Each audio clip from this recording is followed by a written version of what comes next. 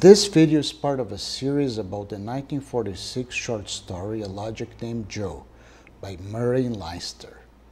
In the first two videos we talked about the story and its technology, and now we're going to see some of the impact of those ideas on the current world. But in case you haven't watched my videos covering the story itself, I recommend you watch them first. One of the issues mentioned in the short story is how dependent people would have become of logics, which is the way the story calls personal computers.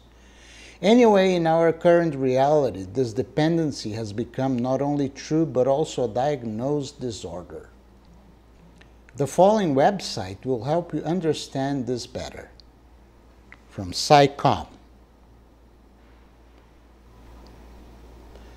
Internet Addiction Disorder: Signs, Symptoms, Diagnosis, and Treatments for those who may be addicted to the web on their PC or smartphone. What is Internet addiction?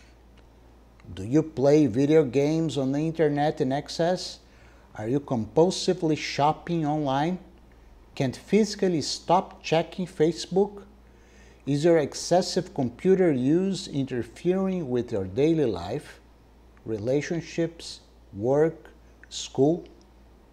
If you answered yes to any of these questions, you may be suffering from Internet Addiction Disorder, also commonly referred to as Compulsive Internet Use, CIU. I'm not going to go through the whole site, but a link is provided in the description in case you need more details. Considering specific types of Internet addiction, the one that should interest us the most because of the story is compulsive information seeking, with people asking their logics random pieces of information for all sorts of reasons, or even if they don't have a good reason at all. I also included computer or gaming addiction because it also relates to the topic and it explains an interesting article that I found from the Addiction Center.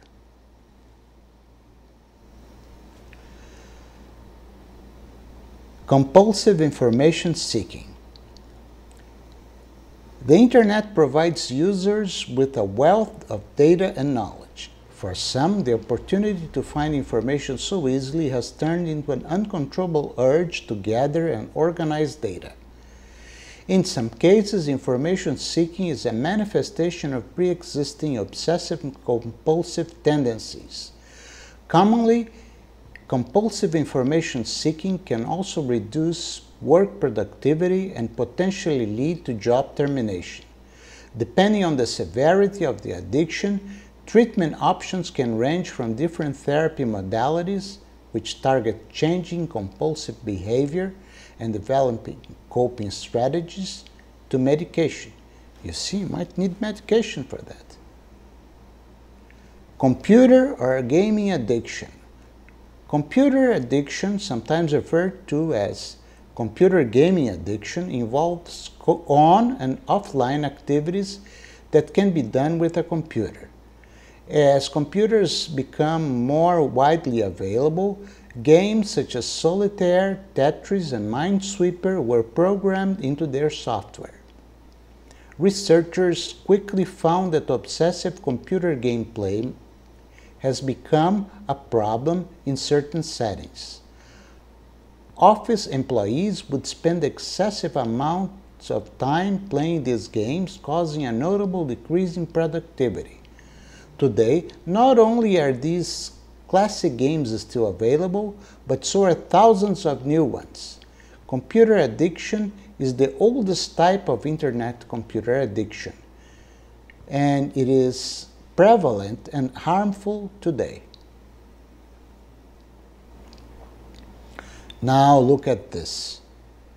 Take a look at how vulnerable people can be when it comes to these kinds of addiction. Then we can see the problem is quite real. This is a true case reported by the New York Post and many other news websites. Teen video game addict dies after marathon session. report. A teenager in Thailand obsessed with video games was found dead after a marathon session lasting several nights. Piawat Harikon, 17, was discovered Monday by his father at his northern Thailand home in Udon Thani after playing multiplayer battle games on his computer, the Mirror reports. The teen, whom authorities believe died from a stroke, was discovered near a computer chair in his bedroom. Harikom's desk was littered with food containers and his curtains were drawn when his father made the grisly discovery, photos show. I called his name and said, "Wake up, wake up," but he did not respond. Father Jaranwit Piawat said, "I could see he was dead." The young Air Force officer could not be revived. Medics later pronounced Harikon dead, ruling that he died from a stroke apparently caused by his prolonged computer sessions. The teen's father is now warning other parents about the potential impact of becoming a gaming addict. I tried to warn him about his relentless long hours playing games, and he promised to reduce it, but it was too late, Jaranwit Piawat said. He had already died before he had a chance to change. Piawat said he hopes his son's death is a wake-up call for other gaming addicts and their parents alike. They need to be more strict on their children's playing hours, otherwise they could end up like my son, he said. The World Health Organization officially added video game addiction to its International Classification of Diseases in May. The disorder is characterized by impaired control over gaming and increased priority given to video games over other daily activities, usually lasting for at least 12 months to be diagnosed.